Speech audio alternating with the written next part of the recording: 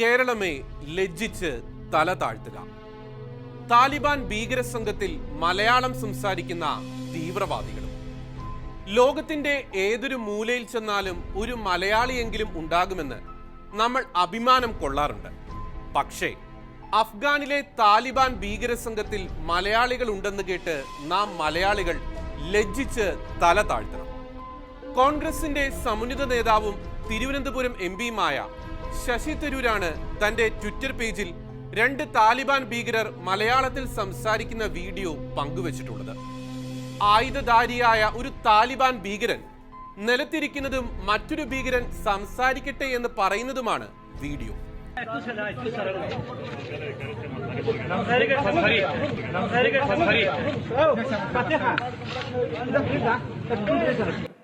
അതായത് താലിബാൻ ഭീകരർക്കിടയിൽ 2 പേർ മലയാളത്തിൽ സംസാരിക്കുന്നു. ഇനിയും എത്ര പേർ ഭീകരർക്കിടയിൽ മലയാളം സംസാരിക്കുന്നുണ്ടാവാം? അഫ്ഗാൻ ജയിലുകളിൽ തടവറകളിൽ കഴിയുന്ന ആയിരക്കണക്കിന് IS അൽ-ഖ്വയ്ദ ഭീകരരെ താലിബാൻ തുറന്നുവിട്ടിരിക്കുന്നു.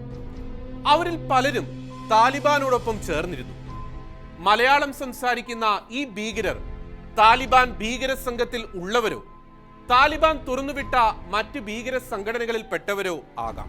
കേരളം തീവ്രവാദത്തിന്റെ പ്രഭവ കേന്ദ്രമാണെന്ന് നിരവധി പേർ ചൂണ്ടിക്കാട്ടിയപ്പോൾ ആ വാദത്തെ അപ്പാടെ തള്ളിക്കളഞ്ഞ കേരളത്തിലെ ഇടത് വലത് മുന്നണികളിലെ രാഷ്ട്രീയ നേതൃത്വങ്ങൾ ഇനിയെങ്കിലും കണ്ണു തുറന്ന് യാഥാർത്ഥ്യങ്ങൾ കാണണം. തീവ്രവാദ സ്ലീപ്പിംഗ് സെല്ലുകൾ ഇവിടെയുണ്ടെന്ന് സുരക്ഷാ ചുമതലയുടെ തലപ്പത്തുള്ളവർ പോലും പറഞ്ഞത് നിരസിച്ച ഇവിടുത്തെ ഭരണാധികാരികൾ അറിഞ്ഞ സത്യങ്ങൾ ഇനിയെങ്കിലും മൂടിവെക്കരുത്. അഫ്ഗാനിസ്ഥാനിലെയും പാകിസ്ഥാനിലെയും തീവ്രവാദ സംഘടനകളുമായി കേരളത്തിൽ നിന്ന് ബന്ധപ്പെടുവാൻ വേണ്ടി സ്ഥാപിച്ചു എന്ന് പറയപ്പെടുന്ന സമാന്തര ടെലിഫോൺ എക്സ്ചേഞ്ച് അന്വേഷണം നിലച്ചതുപോലെ പല അന്വേഷണങ്ങളും പാതി വഴിയിൽ ഉപേക്ഷിക്കപ്പെട്ടിരിക്കുന്നു. എങ്ങുമെത്താതെ നിലയ്ക്കുന്ന സ്വർണ്ണക്കടത്ത്, മയക്കുമരുന്ന്, കള്ളനോട്ട് അന്വേഷണങ്ങൾ ശരിയായ ദിശയിൽ മുന്നോട്ട് കൊണ്ടുപോയാൽ കേരളത്തിലെ തീവ്രവാദ സംഘങ്ങൾക്ക് പണം എത്തിക്കാൻ പിന്നിൽ നിൽക്കുന്നവരെ പൊതുസമൂഹത്തിന് ബോധ്യമാകും. അഭിമാനത്തോടെ പറയട്ടെ, ഷെക്കീന ടെലിവിഷൻ അടക്കമുള്ള ചില മാധ്യമങ്ങൾ കഴിഞ്ഞ ഏതാനും മാസങ്ങളായി തുടർച്ചയായി പറഞ്ഞുകൊണ്ടിരുന്ന കാര്യങ്ങൾ സത്യം തന്നെയെന്ന് തെളിയുകയാണ്.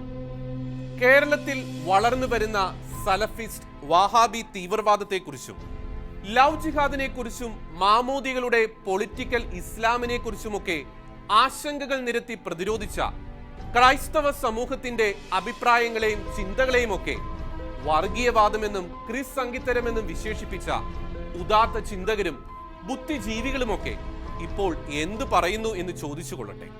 വീണ്ടും ഓർമ്മപ്പെടുത്തട്ടെ, ഇനിയെങ്കിലും കേന്ദ്ര കേരള ഗവൺമെന്റുകൾ ഉണർന്നു പ്രവർത്തിച്ചില്ലെങ്കിൽ ഫ്രം കേരള എന്ന് കേട്ടാൽ മറ്റു രാജ്യങ്ങൾ വിസ നിഷേധിക്കുന്ന നാളുകൾ അധികം ദൂരെയല്ല.